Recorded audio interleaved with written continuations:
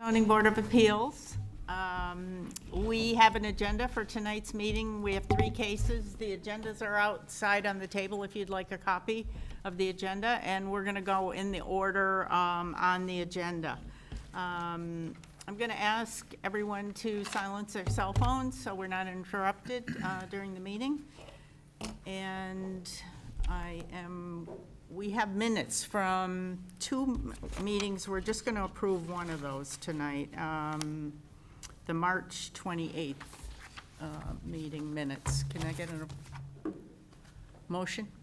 So move. I'll second. All in favor? Aye.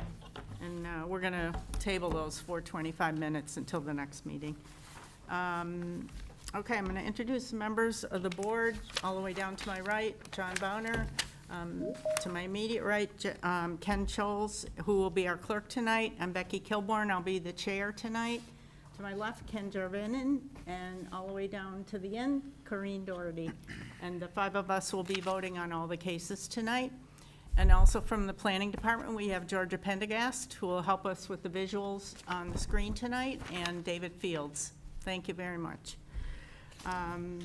The procedure for the meeting is the clerk will read the notice of the hearing, and then I'll ask the applicant to go to the microphone and present your information to the board. And if you submitted any plans or anything, Georgia will put them up on the screen for us to see. We are on cable TV, so they want to be able to hear you, so I'll ask you to speak into the microphone. Once you present your information, we'll go to the board, and the board will ask questions of the applicant. We'll just go down the line and ask questions. And then we'll go to the audience for any questions or comments from the audience, and then we'll go back to the board for deliberations. And based on the comments from the board, I'll tell you what your options are for moving forward. So I think that's everything, and we're ready to go. All right, thank you, Madam Chair. Our first case is 8 Cortlandt Road, zoned R2.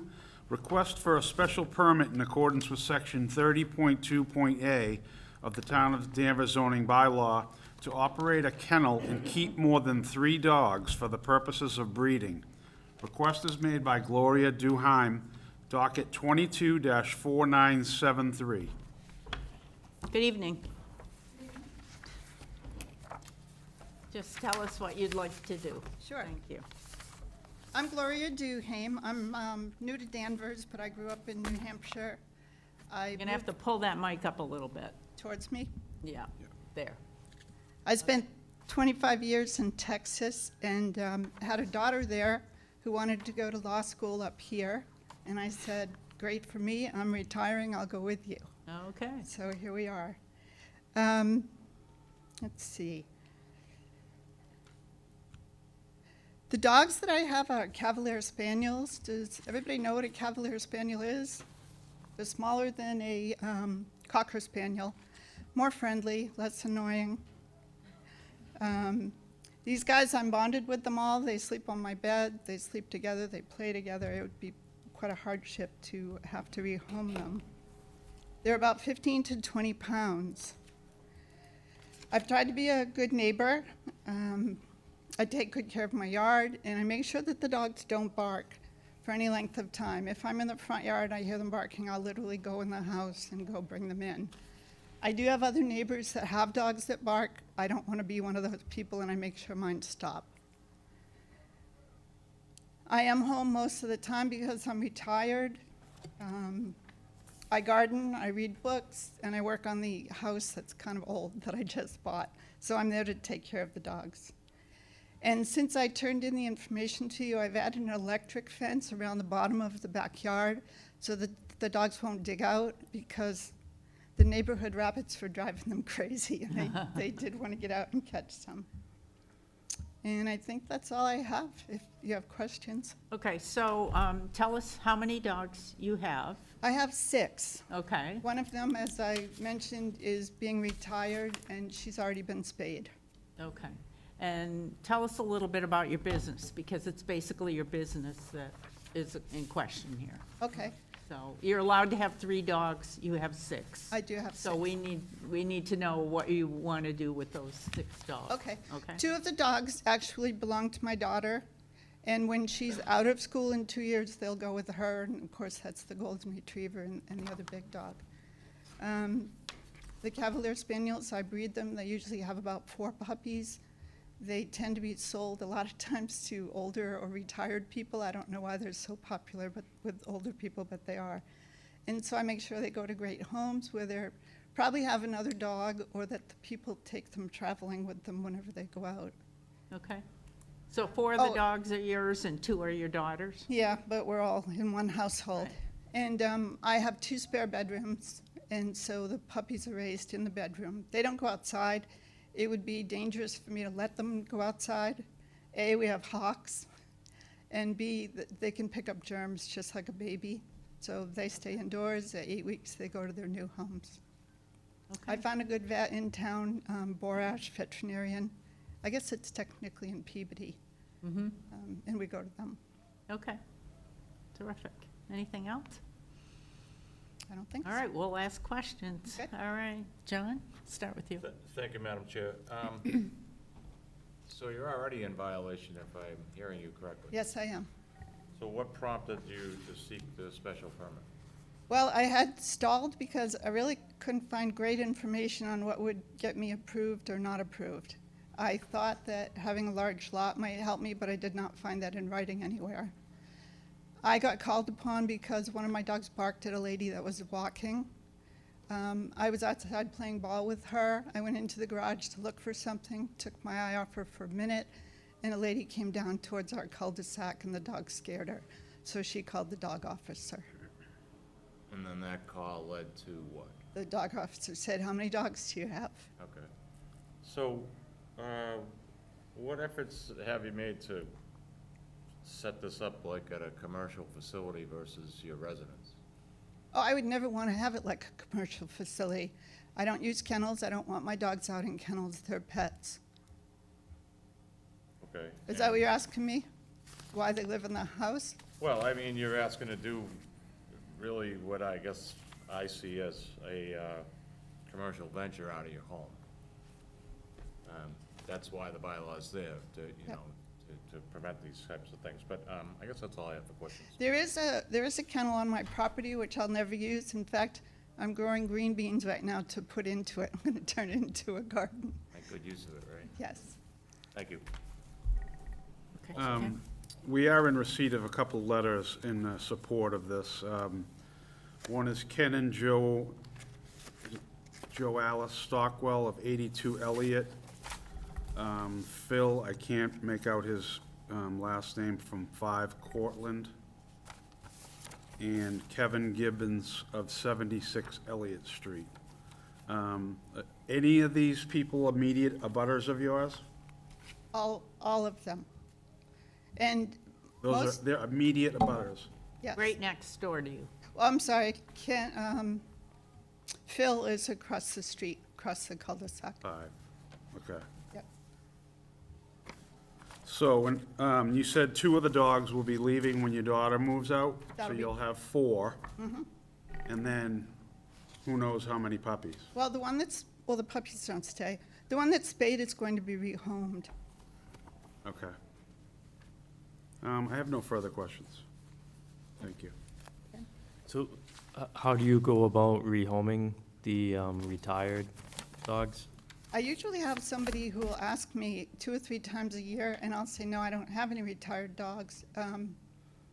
But do we do something on Facebook? If we don't have a list, I might put a note out on Facebook. It's a 5-year-old dog. She's spayed. I make sure she's healthy. And one dog that I rehomed, I always find them excellent homes. But one went to a dog walker. She had one other Cavalier Spaniel. And so this one was friends with hers, and she takes the 2 dogs everywhere. But I find a home where they get more attention and, you know, a really great life for the next 10 years of their life. So what happens if you couldn't find a home? Never would have happened. It hasn't happened yet? Okay. So they're not gonna end up in shelters and stuff? Absolutely not. Okay. And People talk about Cavalier Spaniels in shelters, and I don't know anyone who's ever found one there. Yeah, they probably don't last. They're much Yeah. too popular. I have no other questions. Corinne? It says on the sheet you prepared that you've been breeding these dogs since 2007. That's And- about right. And if I'm looking at the correct deed, you purchased your home in 2020? No, we just moved in Just here at December. Christmas. Oh, okay. Just in December. Christmas. So you actually haven't had like a litter of puppies yet since you've been here? Yes, I have. Okay, and when was that litter born? There was a litter born, there was one born at Halloween, so they were about gone.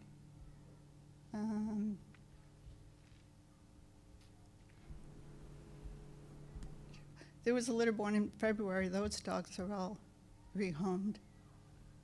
I'm sorry, too many dates. Okay, so you did have one litter that was born since you've moved there? Yes.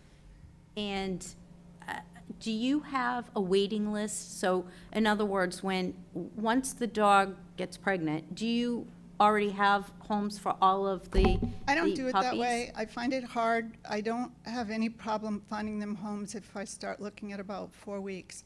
They're AKC registered.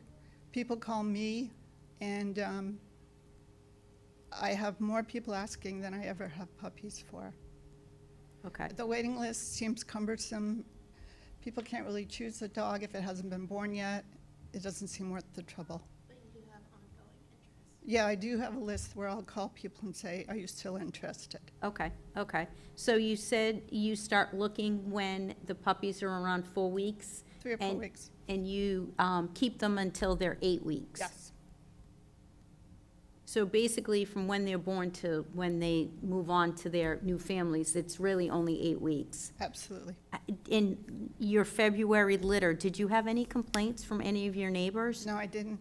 I spoke to all of my neighbors, and at least 2 of them didn't realize I had over the correct number of dogs. Okay.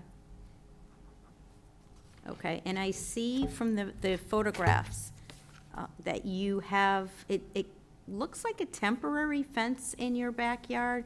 I went out to your house, but I didn't walk the back of the property. Do you have any It's intentions? not a temporary fence. It's been put up with T-posts. I don't know if you know what those are. Wire fence, and now it has electric fence around the bottom so that the dogs won't dig out. And they have access from the back deck, so they come right out the sliding door. So, in other words, what you're saying is that your 6 dogs, you have the electric fence, so they wouldn't be wandering off your property anyway? Correct. Okay. Okay, that's it. I don't But- have any other questions. But I do play catch with the golden doodle in the front yard because she loves to chase a tennis ball. Okay, And that's what got us in trouble. okay. That's it. I don't have any other questions. Thank you. Okay, so you bought the house in December, and did you register the dogs in Danvers after you bought the house? I did not. Again, I stalled because I was trying to figure out if it was going to hinder me, and I stalled. Okay, so are they licensed in Danvers now? No, because I submitted the fee for them all to be licensed, but it waits upon your decision. So none of them are licensed? Right, because they're supposed to be licensed as a kennel. Okay, you don't get individual licenses for 3 dogs, or for all the dogs? I would, but the option was instead to register them as a kennel. Can I ask for clarification? I think it's supposed to be one or the other. Each dog doesn't need a license? They do. I think the clerk sent them up to our office to await the decision of the kennel. Okay, And that option of if you have more than 3, there may be an option with the clerk's office and the way they do the dog registering. Oh, You I have a see. kennel license instead of and then registering. register each individual dog under the kennel license? And it sounds like she has opted for that option. Okay, okay. All right. So you've only been there not even 6 months. Right. I'm wondering, I mean, we can go back on comments, but I'm wondering if we gave you some kind of temporary approval if that would be acceptable, where you would come back in a year, because I think it's just very hard Sure. for your neighbors to comment when it's only been 4 months. And also, if you're thinking about traffic, the people usually choose their dog from a photo or a video, and they come one time. Right. There was one lady who came once a week. Her husband was in some type of medical facility, and it cheered her up to come on Saturday before she went to visit him. But otherwise, it's one time to pick up the puppy. I did come out and go out, and I actually sat in my car with the window down to see if I could hear any barking, so, and I think other people on the board went out there also. I so. didn't notice any of you. We usually go and look at every property, so. Good. Okay, I don't have any more questions. Any more from the board? Could I ask John, one, yeah. through you to the building department? Do we know how many of these special permits we've granted to residential locations? I don't have that information, Georgia, no. I mean, in the past 2 years, I could say, we've had one. I can only remember 6 one months on ago. Maple Street. That was the They wanted 4 dogs, yeah. Have Right. we approved that, or did? Yes. We had, They weren't breeding, they were just, Right. and just there had was four. another older couple that had 4 dogs. They had 3 They and had they to get- wanted to get one They had to more. get rid of one, I thought. right, we denied that. We denied it. Yeah, All right, thank you. okay. Anything else?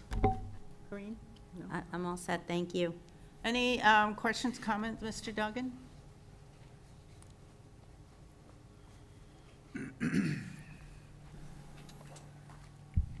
Thank you, Madam Chair. Matthew Duggan. Just a point of information. This special permit, it goes with the property or with the owner? Is it, what I mean, is it transferable to the next owner, or is it just, It's at our discretion. Not on a special permit. it's at your Only a discretion, or variance. is it? It's with the owner, I would say, or we could condition We it could to be condition with the owner, you know. Change of ownership gets rid of a special permit. Okay. Yeah, if you do approve it, I would ask that you do it for the owner, so if the next person that lives there wants to do the same thing, that they come back and revisit you. That's all I have. Thank you. Anyone else in the audience? Yes. Yes, please go to the microphone, identify yourself. Hello, my name is, sorry. Go My ahead. name is Brendan Ty. I live on Meadow Lane, adjacent to. Bernie, say it again? Brendan Okay. Ty Okay. on Meadow Lane. Okay, great. Adjacent to. I guess I have a few questions. Your years of experience? You should address the questions Oh, to I'm the sorry. board and we'll, Okay, I Yeah. apologize. Not familiar with this. yeah, it's okay. I was just looking, a few follow-up questions mentioned that she's had experience doing this in the past, and I'd be curious about the number of years of experience. The and number of, years of experience. okay, she said since 2010? 2007. 2007. Okay, and the prior location was in New Hampshire. Can you explain that? Was it, Texas. San Antonio? So was that a big farm or like a neighborhood like ours? May I answer? Yes. It was a house in a neighborhood on a cul-de-sac. Yeah. So can you step away and she can answer your question, then you can step back? Thank you. At my last location, I owned 3 acres. It was neighborhood, and it was on a cul-de-sac, and my closest neighbor was fairly close. For some reason, they built And where was that? in San Antonio, Texas. Okay. They do things different there.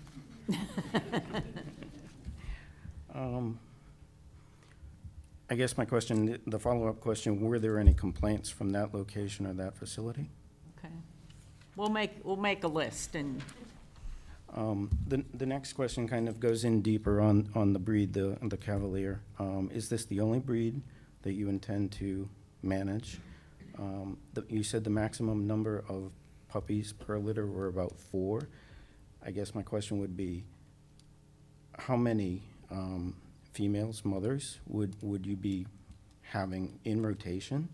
And what I'm actually trying to drill down into is what is the maximum number of dogs that will be on this location at any one given point in time?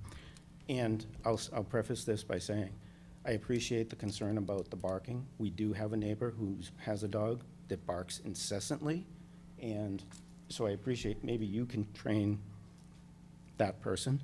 I work at home, and I'm on video calls. I work for a financial institution, so I'm constantly having to put myself on mute and apologize, so it gets annoying. Not you, just putting Okay. that out there. And I think the last question that I had was more about the particular, I guess, litters. Is there a particular season? Is there one in the spring, one in the summer, one in the fall? You mentioned that they were predominantly housed in the house, which is great. There are too many days in the summer where the neighbors have to close our doors and windows because of the barking that exists today. So I think we're all a little bit gun shy Okay. right now. Okay, and you can call the police, and they can call the dog officer, so. I appreciate that, but, yeah. Okay. I'm just gonna clarify one thing on the puppies. If they're under 3 months old, we don't count them. So, the fact that she has 6 dogs and 4 puppies, it's only counted as 6 dogs. So until they're 3 months old, we don't count them Okay, as, You're scaring him. yeah. Residents, That okay. it is a concern. okay. Thank you. Yeah, I'm gonna let you go up, and I'm gonna ask you the questions that he had. And he wanted to know if there were any complaints at your prior location of barking or any issues. There were not. None. In fact, my neighbor had a dog, and she would be apologizing about her dog rather than complaining about mine. Okay.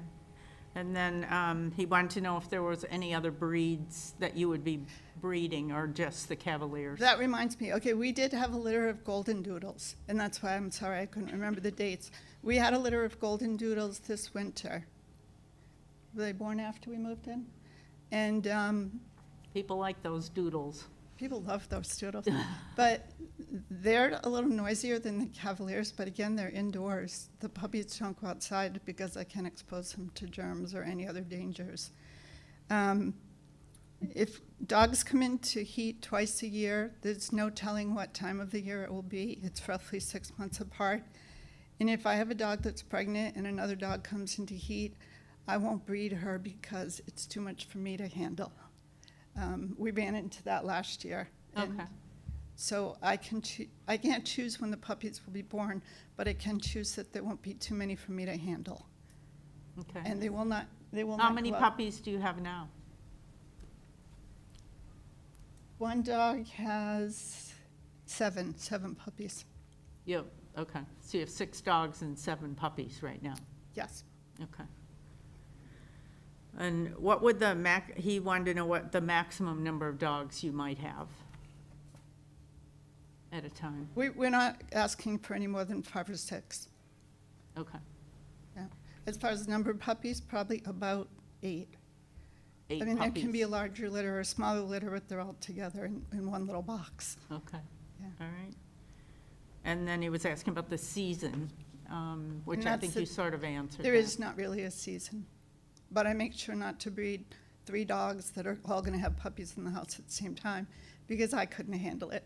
Okay, There's the cleaning and the feeding and the noise, so it's me. full-time job, Yes. yeah, okay. Thank you. I actually have one more question. Go ahead. You said that right now you have 6 dogs and 7 puppies? So One female had 7 puppies. is this the golden doodle? No, Oh, okay. no. I- Cavalier. I thought the spaniels only have between 4 and 5 puppies, so is this a bigger litter? They can have as few as 2, and I've never had more than 7, but the average is about 4. Okay. But it And- was a big litter, but this is the dog that's spayed, is now spayed. Okay, so when were these puppies born? I thought you said you had one in February and you only keep them for like They're 8 weeks. And they're already homed. And then these puppies were born on the 13th. Is that 3 weeks ago? Yeah, Okay, okay, thank you. so they're almost 4 weeks now. I have Okay. another question. Go ahead. So, You can stay. oh, thanks. So at what age do the puppies start vocalizing and barking? They're puppy barks, so they're as cute as buttons. These ones aren't barking right now, so 5 weeks. But it's a little tiny bark, it's really cute. Yeah, so it would be minimal, and it'd be about, what, 3 weeks of minimal barking, or small, like, light barking before you would home them, right? The Yes, puppies. and coming from Texas, I'm not used to having windows open anyway. So I'm not gonna have the windows open and puppies barking out the window. All right, cool. I have one more question. Go Sorry. ahead, because I'm going to go back to the audience. I'm trying to wrap my head around how many adult dogs we're gonna have in the house. And I think we need to put some kind of limit on it. Are you okay with putting a limit on how many adult dogs we have? 6 would be wonderful.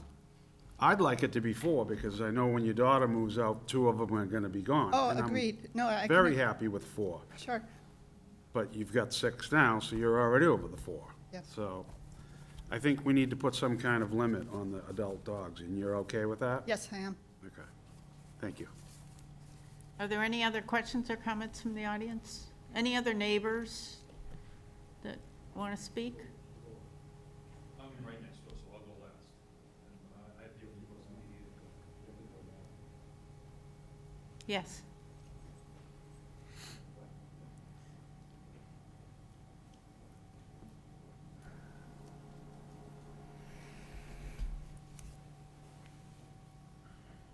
How are you? Good. I'm Diane Brinkley. I live at 6 Cortlandt Road. If the special permit is approved by the board, what is the most amount of dogs that would be allowed on the property at one time? I'm concerned with the number. And if this is approved as a permit, if it gets out of hand, can it be taken away or not? You can file a complaint, and they could be brought back here. And we could say, we had this limit, and you're not, and we could remove the special permit, let's say. You know, but we would bring them back in here for noncompliance. Okay. The building inspector would. I know that the neighbor from Meadow Lane has had issues with another person on our street for many years, and we have had the same issue with the dogs barking. And it's not resolved. And it's not resolved, and it hasn't been for many years. So that was our major concern with that number of dogs. But we have not heard, Gloria's right, she quiets those dogs down at the minute they start barking. Okay. But the other issue I have, and I'm not saying that this is going to be an issue, but I will bring it up because the town of Danvers has had a number of issues over many years with rodent problems. And as a matter of, with that many dogs, I'm concerned of how it will impact our neighborhood. And it's funny because I went to the DPW's day, and this is what I received from the DPW. Okay. And what are you worried about with regard to the dogs and rodents? Well, just making sure that the property stays picked up. That's my concern.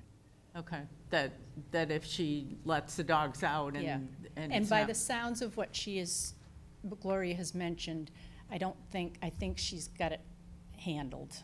Right, But I'm concerned about the number of dogs. okay. Is there a number that you feel would be appropriate? No. You don't want to say?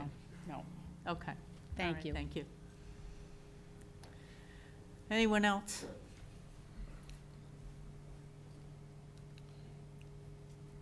Hi, I'm Kevin Gibbons. Hi, I know, there's a cord under there. We have cords everywhere. Precinct 3 town meeting member, as well as being an abutting member. And your abutting address, can you neighbor. give us your address? Oh, 76 Elliott Street. Okay. So it's a rare lot off of Elliott Street, backs right up to Cortland Road.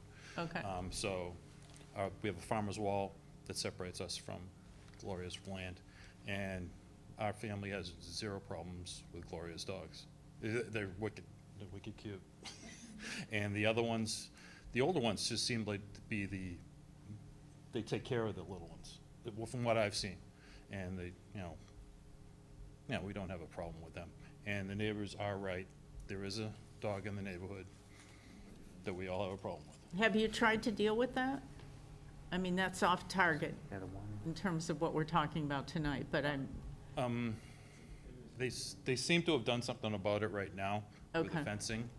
And as I think I was talking to Gloria today, that dog that keeps barking is getting older, so maybe it's gonna be quieter, I hope. But, her dogs are very quiet. And the older dogs seem to be like parents to the younger dogs, seem to like take care of them. But we haven't had a problem. They're cute as buttons. okay, You see them sunning on the porch, so. And we're Okay. dog lovers. We just lost our dog a couple of years ago, so. And there's dogs all around us, so. there's a lot of dogs in Danvers. Oh, yeah. Well, we have a rabbit hotel in the driveway. We have Cynthia it's like a rabbit hotel, so the dogs are always barking at that, or me going down the driveway. But, All I fully right, support it, thank Ken. you. Yep, thank you. Thank you. Anyone else? Okay. Do you want to say anything? Yeah? I think rodents come around when there's feed, which would be like where people have chickens and rabbits and stuff. I think rodents are coming around for feed, and the dogs would be more likely to scare them away. Okay. Sure. I'm her daughter. I'm Catherine Gamache. Okay. I just want to also, my mom picks up regularly their messes in the yard and disposes of it, so it's not smelly or unsanitary or unclean. And I just also want to kind of send home, the Cavaliers really aren't like barking dogs. It's not with their breed, especially with the puppies. They really don't bark at all, other than like asking to be fed by their moms. So they're not noisy in general, and especially not in the house. No one outside would be able to hear them in the house. Okay. So that's all. Thank Thank you. you. Okay, I'm going to go back to the board. John, Comments? ready for you. I'm ready. There's more people. I'm sorry. Oh, there's someone else who'd like to speak? Looks like 2 people. Sorry. Hi, my name is Charlie Riddell. I live at 3 Cortland Road. My biggest problem is it's a residential area. It's a nice cul-de-sac, nice area. Is this going to be a business? It is a Approved as a business. business? There's no question it's a business. Is that what brought us here? Because it's going to be run like a business? There- On the property. In Danvers, you're allowed to have 3 dogs, which are you could breed them, but you're allowed to have 3 adult dogs, okay? And she has 6, so she's not allowed to have 6 in Danvers without getting a special permit. Right, And that's why she's here, to request a special permit. okay. For a business? Well, she's saying yes, she could ask for just 6 dogs, but she's saying she wants 6 dogs and she wants to run a business, Okay. yes. Well, that's my, one of my problems is I don't think a So business you should be don't run think, out. okay, you're not in favor? No. Okay, thank you. Yes,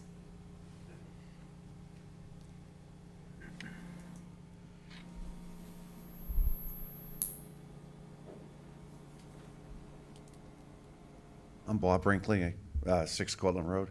yes, Again, in a butter.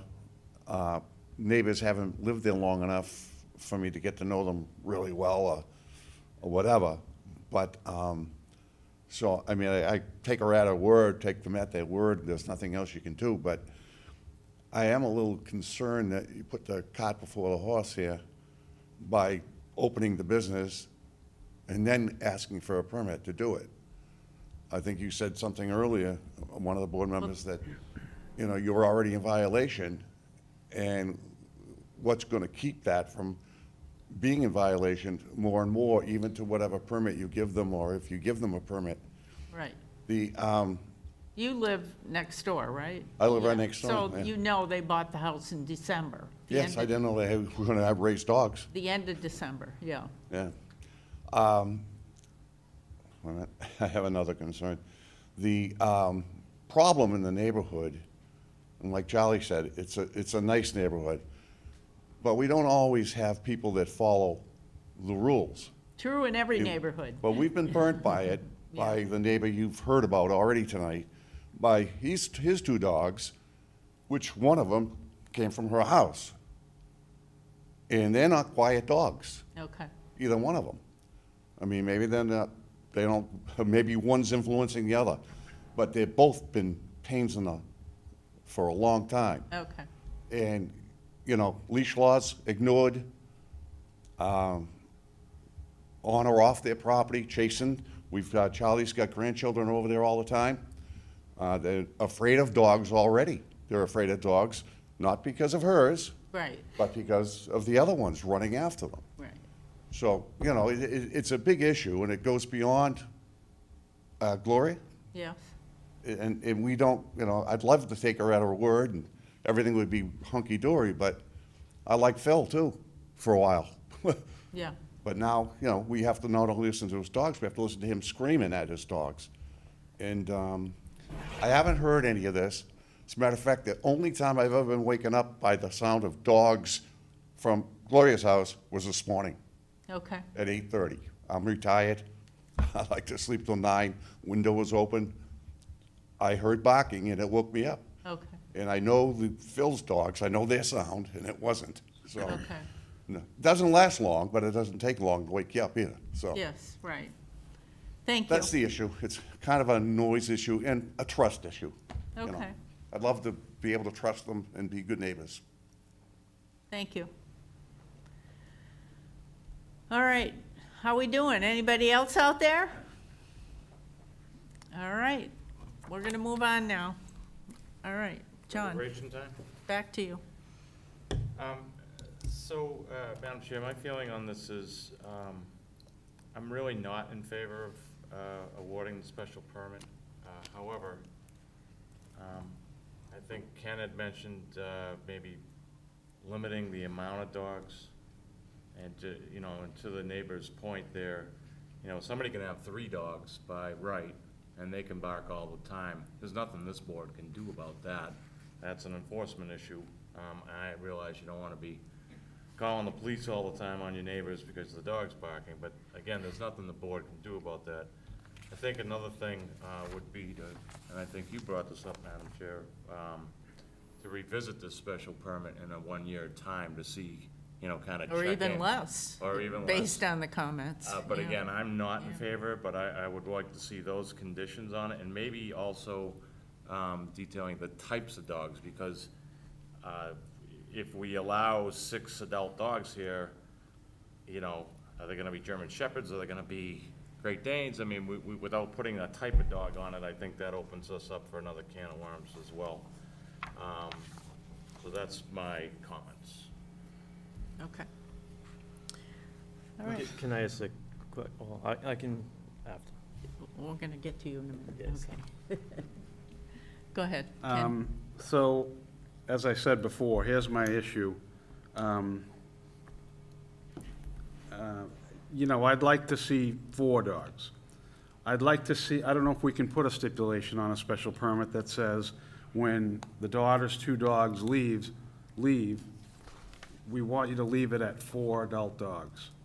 I don't know what that time frame is. I guess I would vote for it if we did have some stipulations like that.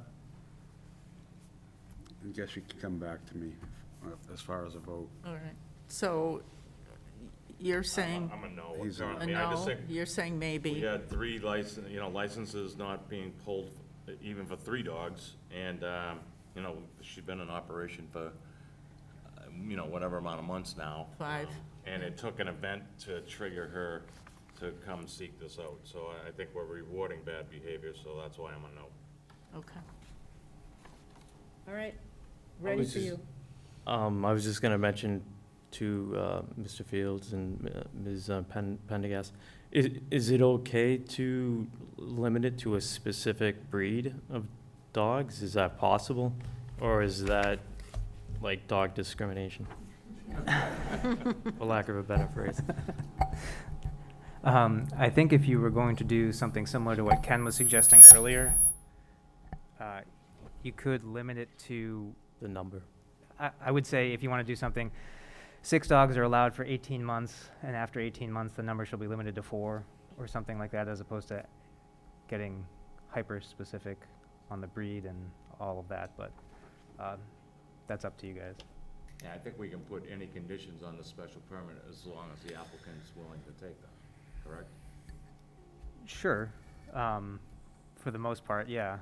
So I suppose to answer Ken's question directly, if you want to say King Charles Spaniels, you could, but I think the verification of that's going to be Right. difficult. Enforcement is the Yeah. hard part, right, yeah. Right. Yeah, So your comments? I would vote for this with probably the 1 year, come back and check in and then limit the number of dogs, like Ken and John had mentioned. Maybe you have, well, maximum 6, but you are going to, have 2 go with your daughter and then maybe keep it at the 4. We don't know when that is, though. Yeah, but with some stipulations that make sense for everyone. Okay. Corinne? Typically, when people, applicants come in for these, they want to kind of have the kennel license, but it's not to breed, it's just because they have 4 or 6 pets or however many they have. So this is really one of the first ones we've had where someone's actually breeding dogs. I see on this sheet that you prepared that Yoko and Sunny will be leaving soon, is that true? No, neutered soon. Oh, None neutered of them soon. are neutered at all. Okay, all right, I thought you were, like, what was the term you used? Spayed or neutered. Homing them or homing them out. I agree that I would prefer to keep a limit on them. I like what David said, maybe something where it's 6 for 18 months until your daughter moves out, and then it would reduce down to 4. I also like putting a limit on the types of dogs you can breed. And I hear what David's saying, that we don't want to have to monitor what you're doing, but I have a feeling if you start breeding Great Danes, your neighbors are going to come in to complain to us, so we'll find out right away that you're doing, that you're breeding dogs that weren't originally allowed. And I think I would prefer to have them come back in 9 months for kind of a review. And then maybe, we could do it 9 months, and then possibly another 9 months, because then that would be 18 months, and then we would be able to confirm that you were down to 4 dogs. And if you agreed to all of those, then I would vote for it. Okay. Madam Chair, just to clarify, if they were to come in at 9 months and we did limit the number of dogs, I would be in favor of that 9-month trial period. Okay, I would as well. okay, all right. So, so I'm familiar with the Cavaliers. My family has Cavaliers, and I'm familiar with them, and, they're a wonderful little dog. My concern is that you have 6 dogs that are all females, and none of them are spayed. And so they're not really pets, they're more breeding dogs. And the Golden Doodle and the Golden Retriever are bigger dogs, and they're both 3 years old, and neither of them are spayed, and they're female dogs. So I didn't really hear anything in the conversation about why they're not spayed, and probably should have asked that question, but I have that concern. Whereas if it was just the 4 little Cavaliers, it might not be such an issue. I'm willing to go with a a shorter time frame, but I'm just very concerned about 6 dogs. I really am. I guess, let me just kind of poll everybody and see. You're willing to go 9, I mean, I'm trying to see if we're even able to come to some agreement here. I would like to see. I'm not sure. I'm okay with them revisiting this board, like kind of a check-in, neighbors as well as the applicant. But I would like to see a limit put on the number of dogs. Now, if it doesn't happen in the 9-month time frame, maybe in the 9 months, we could have a clearer picture as to when. But I would like to see it limited, as Ken has mentioned, to 4. Okay. And at the applicant's own admission, 2 of these dogs are supposed to leave, so I don't see why this would be a problem. Well, I don't think there's any time frame for that. At least that's the impression I'm getting. Graduating in 2 years from law school, and I plan to move out and take them with me In 2 more years. in 2 more years. Okay. So you're saying limit 4 dogs, and you're talking about 9 months 9-month check, of review. 9-month review, yeah. I don't think they're gonna agree to that. Go ahead. I'm Ken? the same. I 4's my number, but what am I gonna do? I don't want the dogs to leave the other 2 dogs. But 4's my number. Okay. What about you? Well, I'm fine with, 6 for now and then 4 going forward for the long term after the 2-3 year. It's, probably gonna take some time to, find somewhere you maybe. Hopefully not too long, but. Yeah, so we can't really just say 2 years and then bang, I mean, we have to give some bandwidth, I think, to find a place and to. But I'm pretty loose on that. I mean, just as long as long-term, it's 4, and then, can revisit in a year or 9 months, whatever you guys want. And just a reminder, sorry, that she is trying to be home. You can't talk now. Thank you. We're doing deliberations. Thank you. Go ahead, Corinne. If you put those restrictions on, I would vote for this. Say what exactly you want. Appear before, in front of the board in 9 months, let's see where we're at. It seems as if 2 of them, She's saying at least 2 years to get rid of the other 2. well, no, but 2 of them should be neutered soon, so we're not worrying about them breeding after they're neutered, right? So, I mean, there are 6 dogs, and hopefully in 2 years it will be down to 4 dogs, and one of them she is trying to find a home for. So hopefully, by the time they come back in 9 months, it will only be 5 dogs. Okay. So do you want to put a restriction on the number of dogs in 9 months? How about when they come back in 9 months, 5 dogs, because you're trying to rehome one of them, and then when they come back in 9 months, by that point, we'll have a better idea of how her business is going, if the neighbors like it, and then maybe we could revisit some additional restrictions then. Okay. All right. Okay, you can go, if you want to go back up there. So basically, I think our agreement would be, if you agree to this, that you would have to come back in 9 months, which would be, let's get a date on that. You could have no more than 5 dogs, adult dogs, in 9 months, because one of those Yes. you're rehoming, right? 23. Okay. So that you understand, the approval is for 9 months, okay? If you come back here and the neighbors, you got a lot of neighbors here tonight. If they come back and say, there's barking dogs, there's issues, I mean, right now, you have 6 adult dogs and 7 puppies, as far as I can understand. So you have 13 dogs right now. And so we want your neighbors to be happy, and we want you to be a good neighbor to them. And you're new to the neighborhood, okay? So you have to decide if these are terms that you can agree to. If not, we're gonna deny it, and you're not gonna be able to have only 3 dogs. I can agree to those terms. Okay, all right? Is everybody Yeah, so I just want to, because I'm going to read the motion, I just want to make sure we have it clear. So we're going to have a 9-month review in February of 2023. Is that the date we're getting? Okay, all And right. a limitation on the dogs to a Is certain quantity? 5, no more than 5 dogs At that rate? at that point, Okay, okay? okay. Good to go?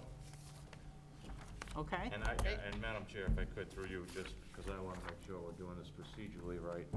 David, if we, is the special permit 9 months from now allowed to be tailored, or does the new application have to be pulled, depending on where we're at in 9 months? No, it can't, they don't need a new application. We've done that before. Okay, so we could tailor it at that point? There's a couple things going on there. Effectively, the approval, if granted, is the approval. You wouldn't be able to, in 9 months, tell her that she needs to get rid of some dogs at that point. Okay, so what we approved tonight is what's on the table, bottom line. Yes, like I said, unless you want to sunset it and say it's this number up until, if you want to give yourself a lot of room, time-wise, you could do a 9-month check-in to see how everything's going, hear what everyone has to say. You wouldn't be able to rescind the special permit at that point by the board's own permission, but you could say in a certain number of months. That we're approving 5 dogs for 9 months, or 6 dogs for 9 months, and then 3 dogs after that? You could do it that way if you want to be very prescriptive. Or if they were in violation. Well, they wouldn't be in violation if you approve the special permit for 5. She could have 5. So it wouldn't just automatically run out in 9 months unless you put another restriction on it further after that. So you'd have to, if the ultimate number the board's comfortable with is 3, well, or that's what's allowed, I guess you could say, you know, be in compliance with zoning without a special permit within X number of months, if that's something you want to do. I think Ken had thrown out there 24 to 30 months or something like that. We can't do that. The neighbors are not going to accept that. And the other thing I'm concerned about, the licensing, the fact that we don't know if they have rabies certificates, we don't know. There's no licensing of these dogs, Well, so can we make that we've a got to condition put that That all dogs are licensed? within like 2 60 weeks, days, you know? 30 I days. mean, 30 days, yeah. They have the applications, right? Can I respond to that? I brought in all their rabies records, Okay, okay. I'm sorry? like a She month says ago. they have rabies certificates. Yeah, but They they're don't have still not licenses. licensed though, right? I don't know how to do this. On the internet, it did say it's either you register them individually or as the kennel. I It think was- they it wasn't still need either- individual registrations, It was- even though you have a kennel license. It was either or. We'd have to check with that. I mean, that's all through the clerk's office, so we can follow up, but you could simply say too, they all need to be registered with the clerk, you know, one way or the other within All right. X time frame, if that's a month or 2 months, whatever you want to do. Okay. I'm gonna suggest 30 days. Yeah, but I don't know if we have a way to approve this permit. I don't want to craft the motion, but I think the easiest thing would be to sunset the number at some far-out future date with a check, just a check-in with this board after, in a shorter time frame, if that's what you're more comfortable with. 60 days? 60 days might be a bit short, but I think, you know, if it was the 6 to 9 month range, the applicant could come back in and we could hear what everyone has to say. All right, all dogs. 6 months? So what are you suggesting? That we approve it for 6 months, or that we, If you want to approve it, you can't limit the time of the approval, I guess is what I'd say. It's either limiting the number of dogs at a future date down to a certain number, or it's, you not approve it, basically. I'm not comfortable We can't do it. with an You unlimited can do a approval. check-in, but if at the check-in, you can't simply, you can't deny the special permit 9 months from now. You know what I mean? It's not, can't simply just take it back. I mean, we've done conditional approvals in the past. That's why I'm not sure why we're not able to do that. For example, if they're in breach, why can't we revoke it? So if she all of a sudden decides she wants to bring in 10 dogs and they're outside and they're barking and they're doing all things that, you know, that we didn't approve. Why couldn't we revoke it? I don't know. That's what I'm saying about in violation. If Yeah, they're in certainly violation. if they were not abiding by the conditions in the special permit at that violation point, now, they'd but- be in violation, yeah. Well, I think that's why we want the check-in, to make sure that she's abiding by all the rules that we impose. Are you saying that would come through inspectional services, where you guys would null and void the special permit? We can't do that. I guess what I'm saying is you can do the check-in to make sure she's in compliance, but I would limit the number on a certain date. So that way, when you do your check-in, you know what's happening. Because if you just do the check-in at that point, if you approve it tonight saying it's 6 dogs or 5 dogs or 4 dogs, whatever it is, that's what it is, that's the number. Okay, But if you put a limit on the number and they're over that in 9 months or whenever you want to do it, they'd be in violation. okay, It'd be a zoning violation. okay. Well, I think we should do that then. We'll put in 9 months, you know, that the number has to be down to 5. And then if it's not down to 5 and there are other issues, then we can certainly revisit all of them. With the note that the applicant return. Right. I mean, we have to give her something because she's in violation now. So if we don't give her something, the dogs have got to go. Right. So we've got to give her something. Right, I think what Corinne was saying, it would be, you'd approve it tonight with the number that are on the premises currently, and then down to, if I Right. heard you correctly, 5 and 9 months with- 5. with Right. the applicant's 5. return. Because she's saying she's, So if you approve it 5 tonight, it's. adult dogs. Right, if you approve it tonight, it's 6, it would be approved as applied. so 6 as of tonight, 5 as of February. February 2023. And all dogs licensed. But, and I also think we need to put when she needs to be down to 4, so that we could revisit then if there's an issue. Yeah, if that's what you want to do, yeah. Yeah. 2 years from now. This is more complicated than I thought it would be. We don't deal with a lot of these, as you can tell. Madam Chair, I'm ready to make a motion, and we can correct me if I don't get it right. How about that? Okay, I move that we vote to issue the special permit in accordance with section 30.2.A of the Danvers Zoning Bylaw to allow operation of a kennel and the keeping of more than 3 dogs for the purposes of breeding, with the condition that we will check in 9 months, February 2023. We are approving 6 dogs as of this evening, and the expectation is February 2023, we'd be down to 5 dogs, and all dogs would be licensed. Is there any other conditions? and by May Yes. 2024, And by May 4 of dogs. 2024, that number would be reduced to 4 adult dogs, again, all licensed. The municipal water and sewer shall not be overloaded by the kennel. The public streets shall not become overloaded by the kennel. The value of other buildings and properties shall not be depreciated by the kennel. The specific site is an appropriate location for the kennel. The kennel will not adversely affect the neighborhood. There will not be undue nuisance to vehicles or pedestrians, and adequate and proper facilities will be provided to ensure the proper operation of the proposed kennel. The proposed kennel will be in harmony with the general purpose of the bylaw. I'll second. All in favor? Aye. Opposed? All right, to the neighbors, I would just say to you that if you feel that there are problems, go back to the planning board and tell them you want it revisited on our agenda, and we will ask her to come back in and we will talk about it, okay? But you understand what we approved tonight, and hopefully she's a great neighbor and you'll be all set. All right? Thank you very much, all of you, for coming in.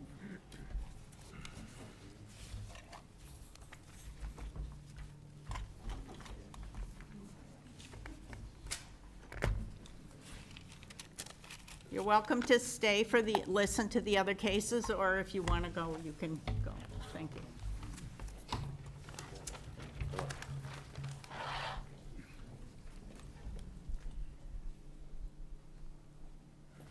We had a lot of dog issues tonight.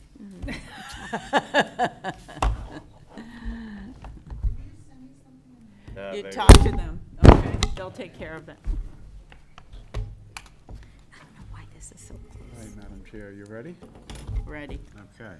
Our next case is 30 Andover Street. This is zoned Route 114A. Request for a dimensional variance from Section 37.4.E, Paragraph 4 of the Town of Danvers Zoning Bylaw for a proposed freestanding sign with a height of 25 feet where 20 feet is required, and with a front setback of 6 feet off Andover Street where 25 feet is required. Request is made by Tracy Deal, docket 22-4972. Is Tracy Deal here? Good evening, members of the board. I am on the Microsoft Teams. Okay, please go ahead and explain to us what you'd like to do. If I may, I would like to share my screen. The proposal is for At Home, which will be occupying the old Burlington building. This property is actually split into two jurisdictions. The building and a portion of the parking lot is located in the city of Peabody. Throughout the permit process, we submitted permits to Peabody, and it was discovered that the ground sign is actually located in Danvers jurisdiction. So the ground sign that is existing there is along the front of the property. Across the street is residential properties, and along the front of the property are substantial mature trees. The location of the proposed ground sign, I have enlarged it here on the site plan, would be at the corner, set back from the roadway at the entrance to the parking lot. The existing sign is noted here. The existing sign is abutted to the property line, and it does not have enough setback. So we could, within our codified right, just reface that sign. However, we have proposed for a new sign and the removal of that sign, and a new sign that would be positioned 6 feet back from the roadway along the entrance. I have some more illustrations to show you why the sign needs to be what it is, and to hopefully shed some light on what we're talking about. So this is the existing sign over here, and this is the proposed sign. The existing frontage with the mature trees in the wintertime that show that these trees almost abut the roadway.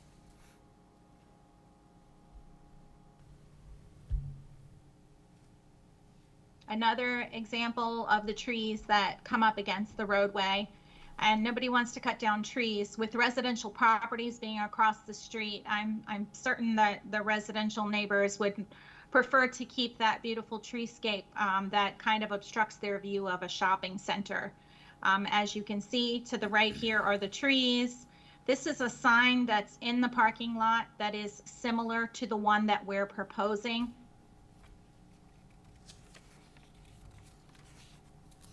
Shopping center. This is the area where we would be placing the sign at the entrance. And this is the existing sign. Another view of the existing sign. And another view of the proposed location. A substantial hardship, in financial or otherwise, is created when there is vacant retail property in our current economic climate. Burlington will no longer be occupying this space, and At Home would need to take its place amongst its competitors. This is a business that is not located in every city. Patrons that will be coming here from outlying communities will be relying on their signage.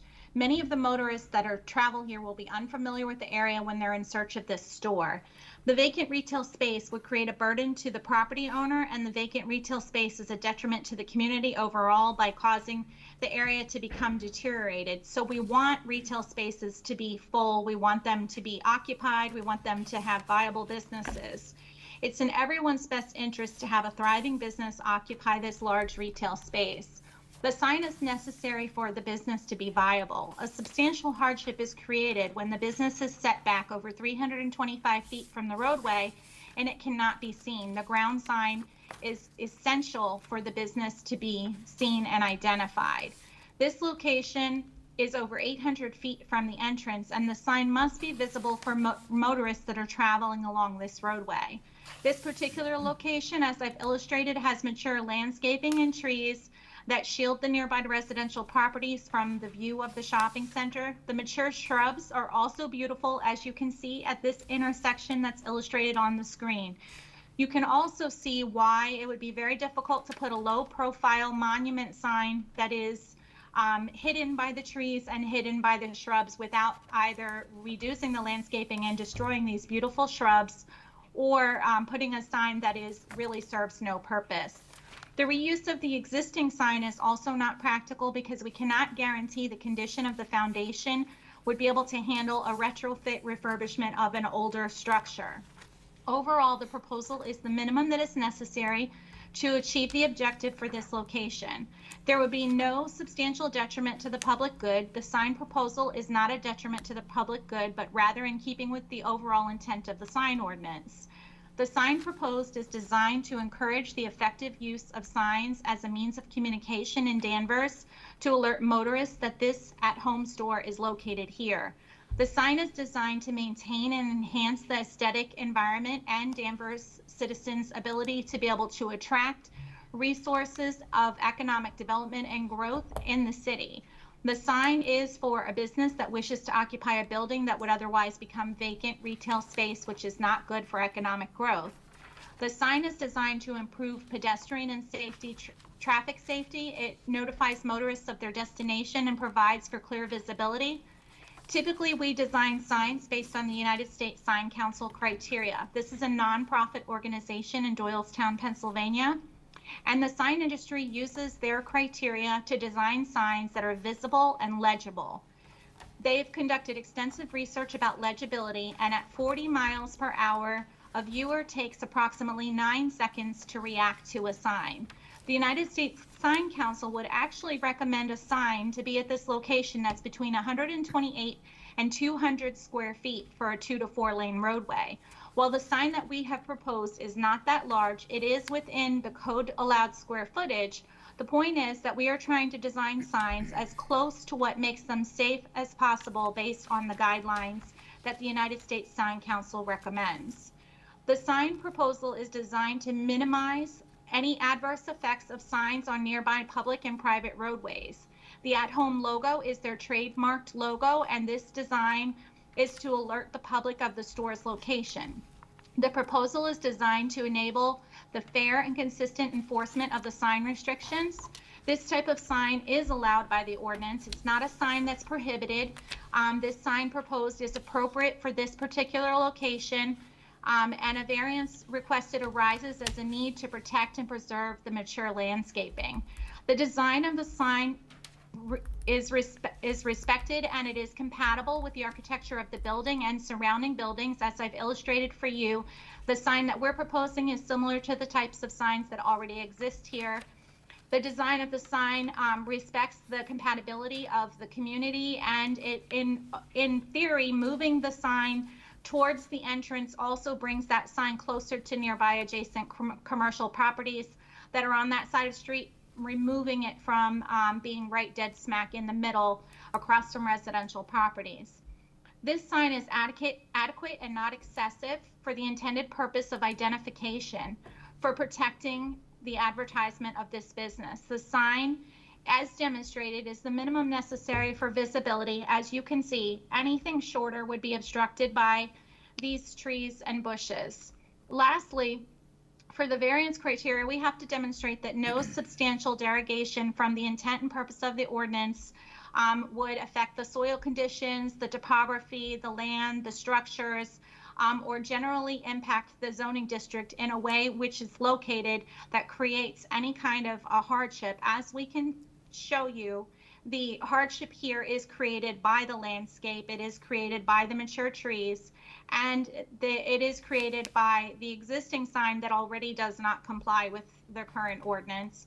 And that this is a hardship that anyone that tries to occupy this space would experience. Additionally, we have the hardship of the joint jurisdiction. The property sharing 2 jurisdictions makes it unique in itself. The previous sign was approved by a variance, is my understanding, and staff maybe can elaborate on that. So our request is for your approval of a 25-foot tall sign with a setback of 6 feet from the curb line. I'm happy to answer any questions that you might have. Thank you. So I'm gonna just try to summarize here. The current sign is 20 feet high, is that correct? Yes. And you want it to be, the new sign to be 25 feet high? Yes. So you want to increase the height by 5 feet. Yes. And the current sign is how many feet from the curb? It's 0. It's set From at the the lot property line? line. From Yes. how many feet from the lot line? It's on the lot line. Okay, and you want to be 6 feet from the lot line? Yes. So you want to move it back from the lot line, Yes. from 0 to 6 feet? Okay. And how many square feet is the current sign? I do not know what the square footage on the current sign is, but I know that the sign that we're proposing is substantially smaller. Okay, we usually like to know how many square feet the existing sign is and how many square feet the new sign is. Trying to see if I have any documentation showing the existing square footage.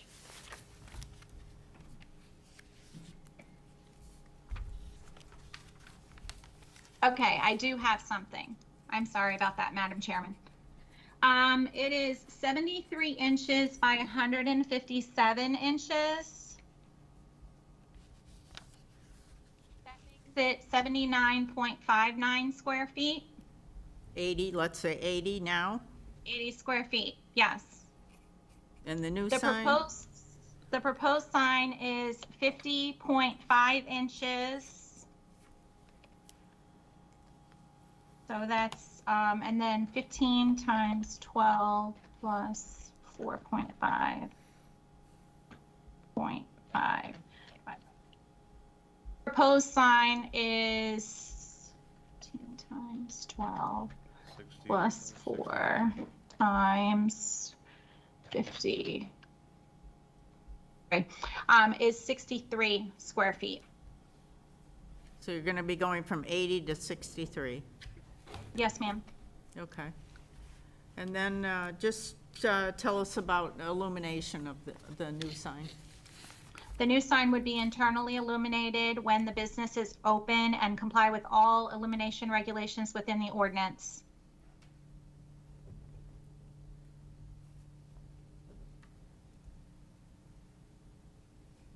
So it'll be off when they close, and what are the hours? Their hours are typically 9 a.m. to 9 p.m.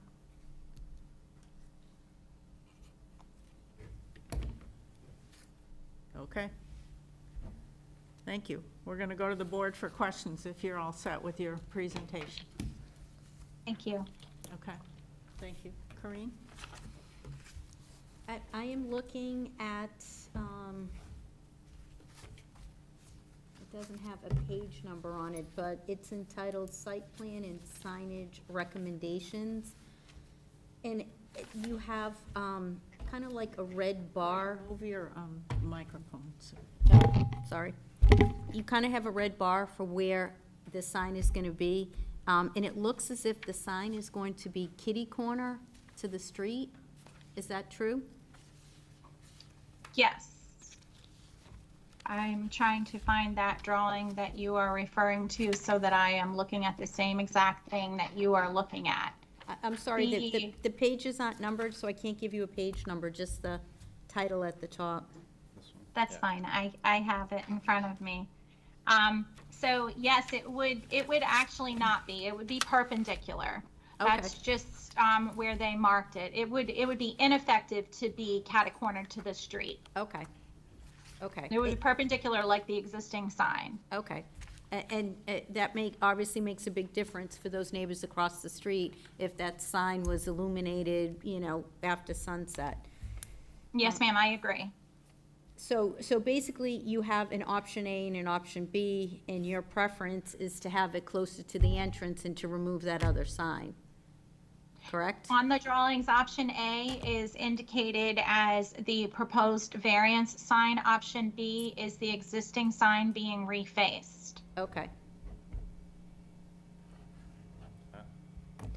But do you also have a site option B with a larger sign, or is that not one of the suggestions that you have? No, ma'am, we only have one suggested location, which is the corner at the entrance. Okay. Okay, no further questions, thank you. Thank you. So, did you mention that, option B, the existing sign, has structural, issues on the foundation? We can't guarantee it. We don't know the structural integrity of the existing sign, and we cannot guarantee that we would be able to actually just do a direct reface on that sign, and that sign would potentially need to be removed and replaced. With a, size that is comparable, the same? Yes. Yes, and replacing it even in that existing location, we would still need a variance to the setback requirements because the trees would block the sign if we set it back 25 feet. Can I ask Mr. Fields and Ms. Pendergast a question? Sure. What is the maximum height, allowance, for a sign? It's 20 feet, 20 feet? 20 For feet. that zone? Yeah, so, you're asking for 25 feet, then that's part of the variance, right? We could. Right. Okay. I have no other questions. Thank you. Okay, I guess I'm a little bit confused here. The sign you're gonna put on the corner is a new sign, obviously, and you're gonna, the original Burlington sign will stay, but with your logo? No, the original Burlington sign would be removed. Completely? Okay. That's Yes. it? It's gone? Okay, Yes. gotcha. No further questions, thank you. Go ahead. Ms. Deal, I see Ohio, so I have to give you kudos for pronouncing Peabody correctly. I've actually been to Peabody, and in a pre-pandemic world, I actually came to the Boston area quite a few times, and I've stayed there. And so in my travels, I learned how to properly pronounce it. You're doing very good. You're doing very good. All right, Thank you. so just to reiterate what Ken asked. So option B, if this variance is granted, you will be removing that sign completely. Absolutely. Option B would be removed. The existing Burlington sign would no longer exist. And you would add in option A on the corner. And you mentioned, the look of the shrubs and trees. I agree with you, but however, explain to me how that new sign, option A, would go on that corner without damaging those existing shrubs in their adult form. They would do the minimum necessary to clear the area to place the sign and maintain the existing condition of the shrubs and trim them and clean them up. If they could not trim them and clean them up, they would install the sign and replace them. Okay, so there's a possibility that they're removed and replaced. Yes. Okay, and all my other questions were answered, so no further. Thank Okay. you. So I have a question on the sign, the angled sign on the corner. How does the person who's coming in the opposite direction see that sign with that angle? It would not be angled, Madam Chairman. It would be perpendicular so that it can be viewed from both lanes of traffic. That's just an art I would say that angle, that cat-corner angle that you're seeing is an art discrepancy, and we would clarify that through permitting. So It would be perpendicular. So it's not angled. Yeah. Oh, okay. It looks, I asked the same question. It just Okay. looks that way. Okay, Yeah, it does, a little bit. okay. But she said Peabody, right? Yeah. Some of the signs, I mean, you're a sign person, but my view of some of those signs on 114 is they're too high. You don't see them when you drive down the highway. They're actually too high. You want to comment on that? I think raising it is not necessarily good. We're actually concerned that the sign could be obstructed or blocked by a vehicle. So the sign is designed so that it cannot be blocked or obstructed by, say, a Fedex truck or a UPS truck that is driving down the road when you're traveling for a distance, because you have this opportunity to turn. You want to be able to get into the right lane during congested traffic time, prepare to slow down, prepare to turn. So this sign is particularly designed for people that are coming down the road, being able to see it in all vehicular obstructions that exist along that roadway. What's the height of a UPS truck or a FedEx truck? I believe that they are 18 feet. Okay.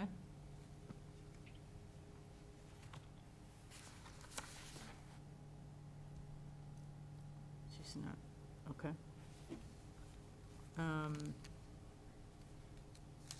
Most UPS trucks are between 13 and 15 feet in height. 13 to 15, okay. Yes, ma'am. I searched and looked for an answer for you. Good answer. So I did go out there, and it does look like all the trees have already been trimmed, because I know in your visuals that you just gave us that you are showing us a lot of shrubbery and obstructing the view of that sign, but it actually doesn't look like that if you go out there now. Okay. So you definitely can see that sign from both directions driving down the highway. So I would just comment on that. Any other questions from the board? I'm good. No? We're going to go to the audience for questions and comments unless you have anything else you want to present to us. I do not, thank you. Okay, thank you. Yes, Mr. Duggan.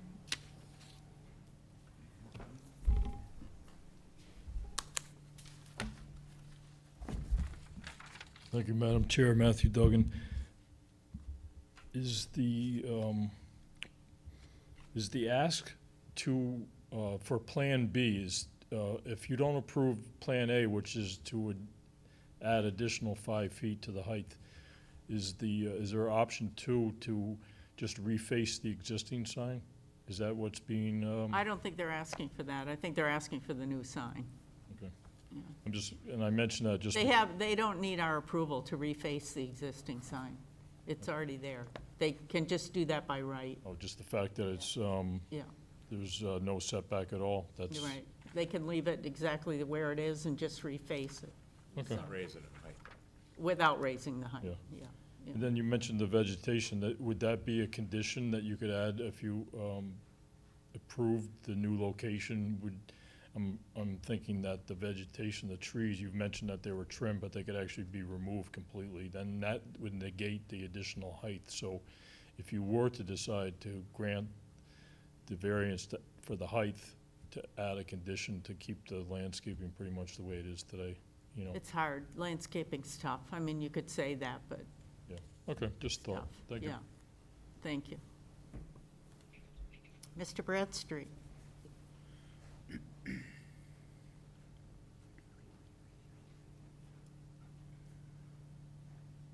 Bill Bradstreet, Town Meeting Member, Precinct 1. I hope this is the right place to ask this. When talking about the sign, is the sign going to be lit from inside or outside? If it's lit Inside. inside. Is there any shielding so the light lights up the sign downward instead of the light going out? It's Does that make internally sense? lit. so. Excuse me? It's internally lit. Okay, so the light will shine through the sign? Yeah, of course. Outward?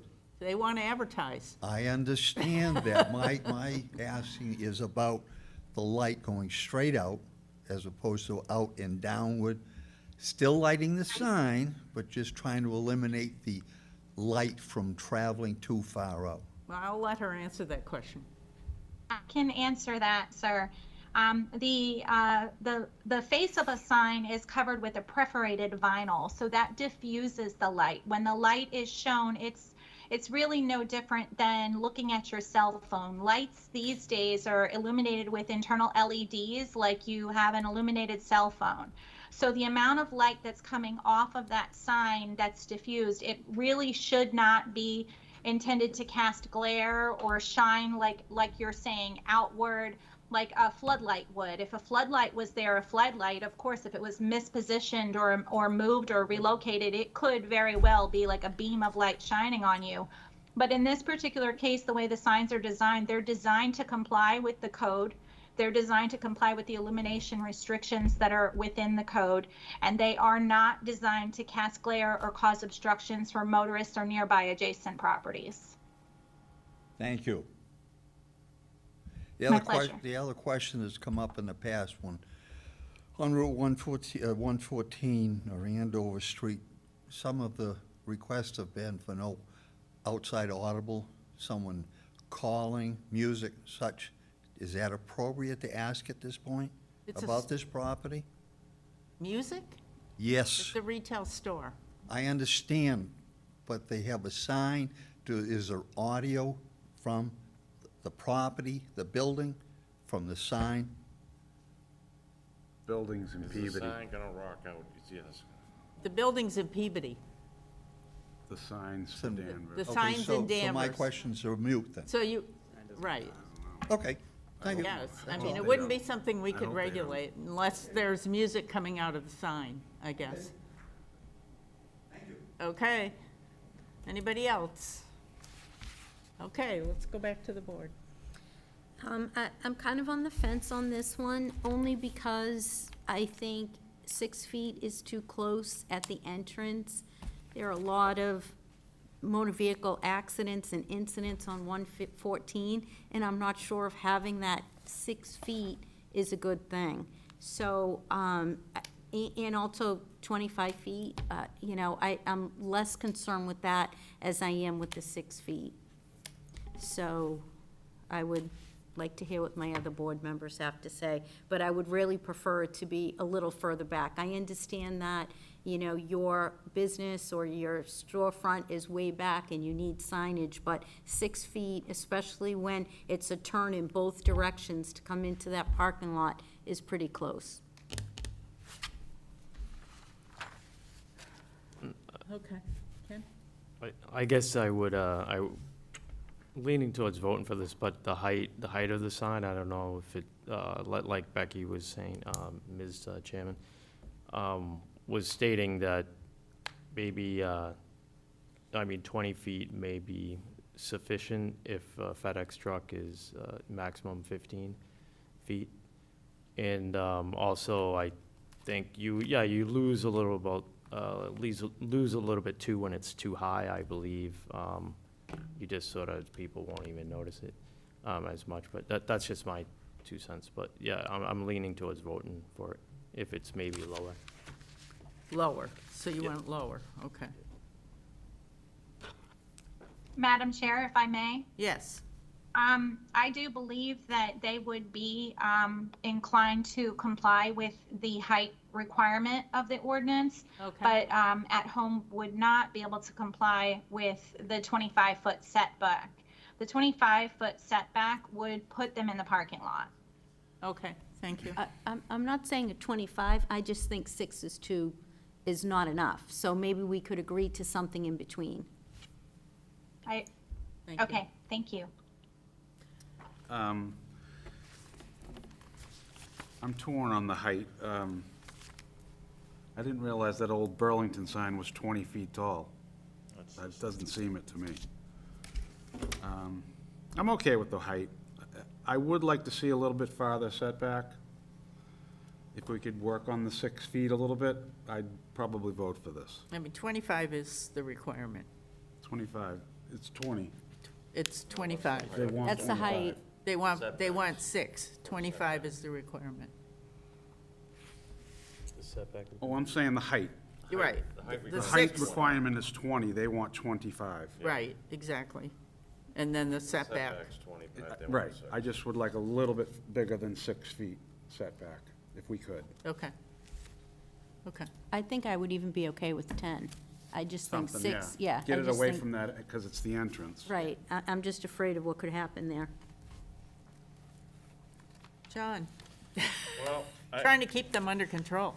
I think, you know, given that the existing sign's at 0, and they're willing to move this back 6 feet, I look at that as a gain for us, right? We've taken a sign that's at 0 feet, and we've pushed it back to 6. And then looking at this photograph, I don't know if they could go back 4 more feet to 10 feet. The fact that they're willing to concede the height down to 20, I would vote for it. Okay. And I would like to keep it at 20. I think that's high enough, and I think it's easier to see with the speed of the traffic than, nobody's looking up in the air when they're driving on 114. Luckily, they should be able to just drive on 114 without seeing signs, and I would go 10 feet. I would say 10 feet, so. 20 and 10, I like 20 and 10. Yeah, so are you willing to do 10 feet with 20-foot height? Yes, ma'am. Okay. Everybody okay with that? Everybody okay with that? I'm fine. Madam Chair, I move that we vote to issue a dimensional variance from section 37.4.E, parentheses 4, I guess is that paragraph 4? Paragraph 4, yeah. Of the Town of Danvers zoning bylaw to allow a new freestanding sign with an amended height of 20 feet where 20 is required. So I'm guessing they don't need the variance on that piece, correct? Because they're gonna stay within that bylaw. And a front setback of 10 feet edited from 6 feet off of Andover Street where 25 is required. The hardship is the size and shape of the lot. This condition does not affect other properties or structures in the same zoning district. A literal enforcement of the zoning bylaw would involve a substantial hardship to the applicant. Granting this variance will not create a substantial detriment to the public good and will not nullify or derogate from the intent and purpose of the zoning bylaw. Second? All in favor? Aye. Opposed? All right, good luck. Thank you. So you have Madam to Chair, if put I in there could- that you if I need to could just remove the clarify, existing Is sign. that 10 feet from the property line or 10 feet from the curb line? It's the Property property line. line. Property. And they need to remove the Yeah, existing. and I'll amend the motion that the existing sign is to be removed. Okay, if you, I think that the property line on the site plan that we have is the black line, so that'll be fine. Thank you. I just wanted to make sure that I was looking at it correctly. Okay. Thank you, good Thank you. night. Thank you. Thank you. Good luck. Ready? Yes. And our final application is 367 Maple Street, zoned R3. Request for a finding in accordance with section 3.10.2, point B of the Town of Danvers zoning bylaw to allow the alteration and expansion of a pre-existing non-conforming veterinary hospital building by adding a 1,540 square foot addition and new associated parking. Request is made by NVA Danvers Veterinary Management, Inc., docket 22-4971.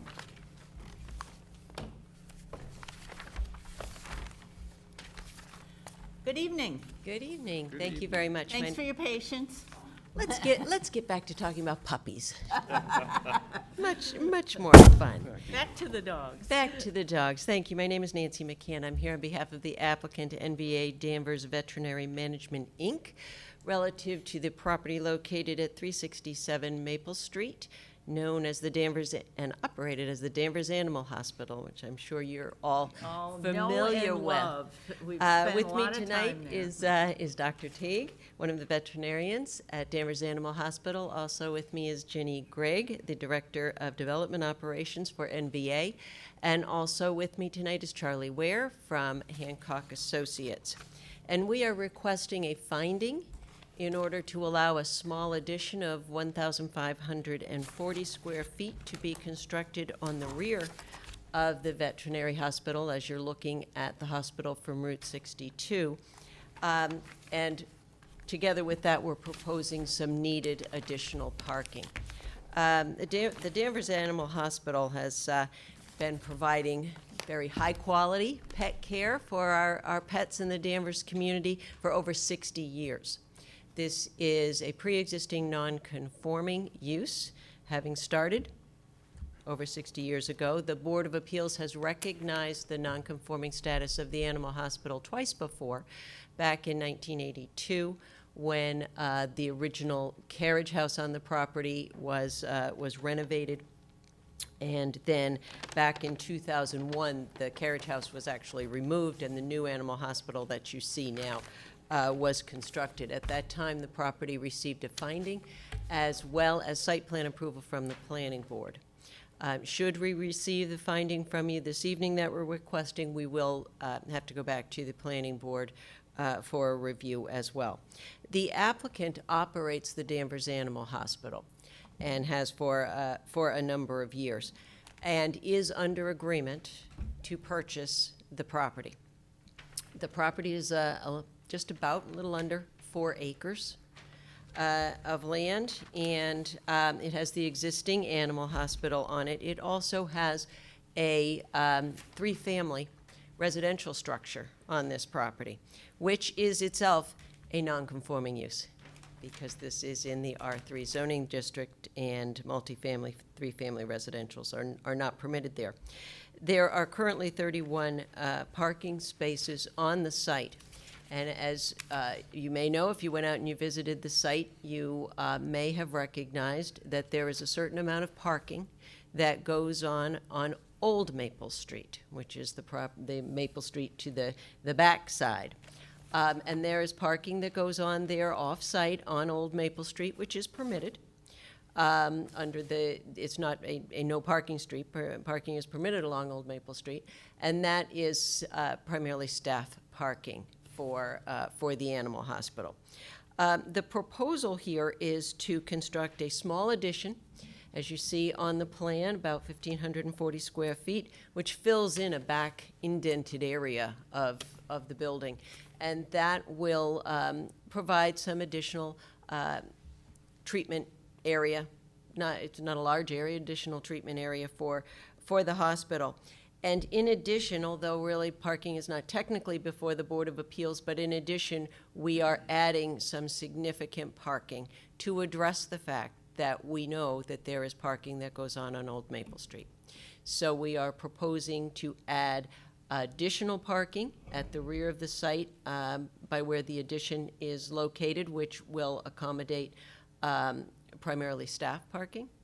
And then we're also proposing a new parking area up in the front of the site adjacent to Route 62 to provide some additional parking spaces. So we are increasing the parking from 31 parking spaces to 75 parking spaces, which will make a huge difference in the circulation around the site and meeting the needs of the animal hospital and its clients as well as its staff.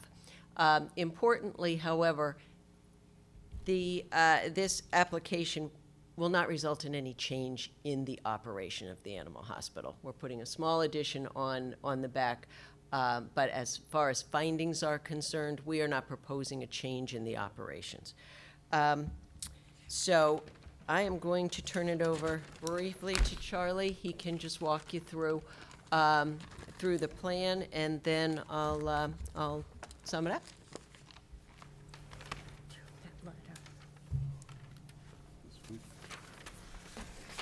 Good evening. I am Charlie Ware. I am with Hancock Associates. We prepared this plan. As Nancy mentioned, this is Tippy. As Nancy mentioned, probably the biggest thing we're doing is adding parking. There's 31 spaces on the site today. Once the addition goes in, the full footprint of the building is about 12,500 square feet.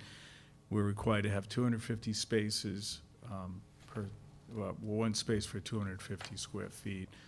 So that would put it, we would need to meet zoning, we would need 51 spaces, so we would be underparked. We're actually proposing a total of 75 spaces when we're all done, which is above the zoning, but it's what the NVA feels would be appropriate for their needs. Sometimes zoning aligns, sometimes zoning doesn't align. So there's the extra spaces that we have there. All other zoning on the site, lot coverage, all setbacks, we meet all the zoning regulations. And in fact, even the parking will meet all the zoning regulations. Okay.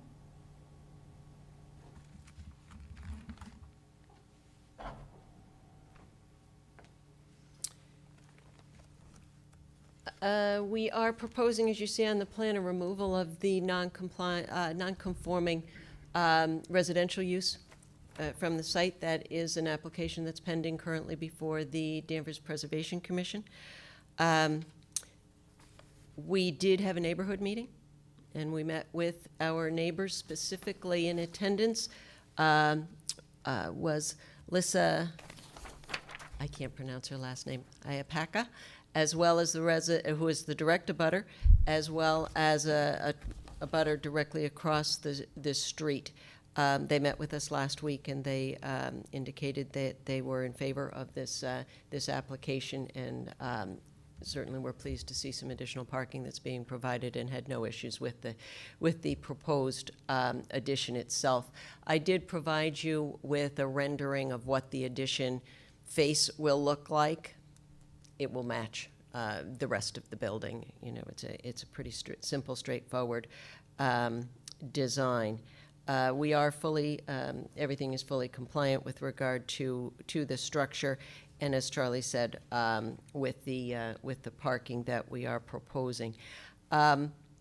We would suggest to you, as I did in the application, that what we're proposing, this 1,540 square foot addition, is not going to be substantially more detrimental to the neighborhood than what we currently have. There is no change in the operation that's being proposed. So I would be happy to answer any questions. So we have one letter that will go over their comments. I'll read it into you. Okay. It's from Nancy and Bob Bartholomew. I'm not quite sure of their address. They didn't really list it. Then maybe they're in a butter. They are in a direct abutter. I can get the exact on Maple? address. On Maple Street. Old Maple, sorry. They have a few concerns. They say the employee parking was originally facing the old Maple Street, has been a small eyesore for more than 40 years. In 2003, that area was renovated again and became more of an eyesore for the neighbors. The proposed extra parking for employees only provides 26 spaces for employees. It seems that with the animal hospital expanding, this would not be enough and would still require them to park on Old Maple Street when there are no more spaces available. I think you've already addressed that, Nancy. With the upcoming renovation suggested, we believe it makes more sense to create parking for both the employees and customers on the flat area behind the old Myers house, which abuts Route 62. There will still be plenty of extra customer parking where it is now on the side of the animal hospital. This seems to be in the plan suggested by the animal hospital and makes the most sense since it provides easy access from Route 62. Perhaps it could be a bit larger to provide the spaces needed for employees rather than expanding the area facing Old Maple Street. This is Nancy and Bob Bartholomew. Anything in that you want to address? No, I think the NVA, the applicant, certainly recognizes that that parking along Old Maple Street has been a concern, and we're addressing that. Certainly, we're providing in addition to what the bylaw requires. When this site plan was approved in 2001, the parking that was required was 19 spaces. So we've actually, So you're more than doubling what's we are, there. certainly significantly, and that's going to address that concern. Can you just address the outside dog area that is on the new plan that isn't on the old plan? Yes. What the plans are for that? Yeah, it's just a fenced-in dog area. Right now, the dog walking area does occur on the site. When you bring your dog in for treatments, they've got to go out. And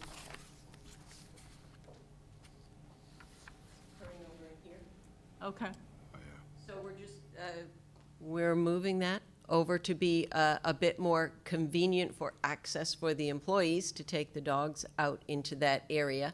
It's also further away, actually, from the residential neighbors. We did discuss that dog walking area with our direct abutter who showed up at the neighborhood meeting. Okay. And she requested that perhaps we could fill in, she said her house is up closer to the street, so the dog area is not a problem in that regard, but she did say that along that lot line, there's an open space in the landscaping, and would we consider putting landscaping in that section? And we said, yes, we certainly would.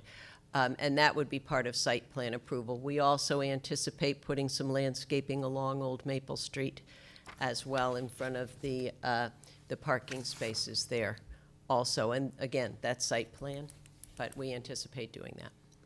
Okay. And the other question I have about the finding, I was wondering, it's a permitted use, why, and I questioned the planning board on this, why you feel you need to be here, or you, with your consultation, felt like you needed to be here. An animal hospital is permitted in this zoning district by special permit. This use is grandfathered, having been in existence prior to the requirement for a special permit for the use. It's a planning board. If we wanted to start a new animal hospital in this zoning district now, it's considered as permitted use, but it's permitted by special permit. Okay. So this hospital started before that special permit requirement came into effect. So the building inspector for years has determined accurately, I think, that this is a grandfathered, non-conforming use that requires a finding that this board has granted a couple of times, as I said previously, because it is a use that requires now a special permit, but we don't have a special permit because we've been in existence since before a special permit was required for the last 60 years. Okay. There we go. Got it. All right, I'm going to go down to John and have him start. Thank you, Madam Chair. So how high is the fence for the dog walking area? 6 feet? 6 feet. Mm-hmm. 6 feet. 6? 6. Is there a cat walking area? Do we need a cat walk? If we need a cat walking area, we will have a cat walking area. And you mentioned the 3-family, which I'm familiar with,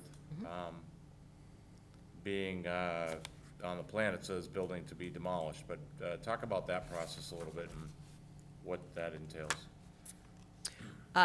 That is a process that falls under the jurisdiction of the Preservation Commission, which I believe you are a member.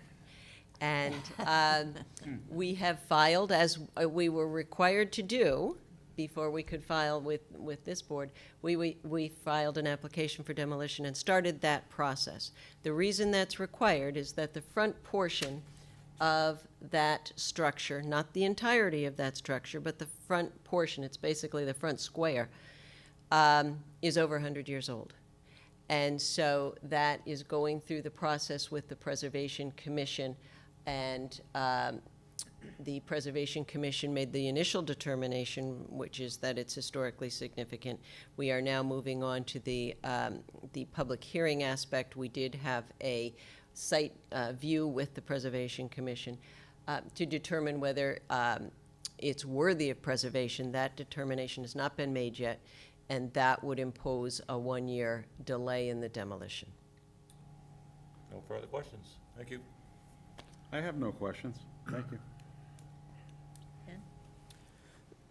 So, can you expound a little on the landscaping between Old Maple and the parking lot that the neighbors, some of the neighbors say that it's an eyesore?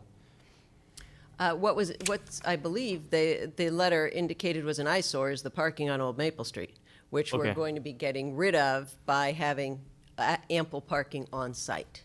That's the eyesore. Oh, yeah. Oh, so Okay. they weren't saying that the parking lot was, an eyesore from Old Maple, okay, No, I but understand now. but we did during the neighborhood meeting, because one of the neighbors who showed up is directly across the street, Old Maple Street.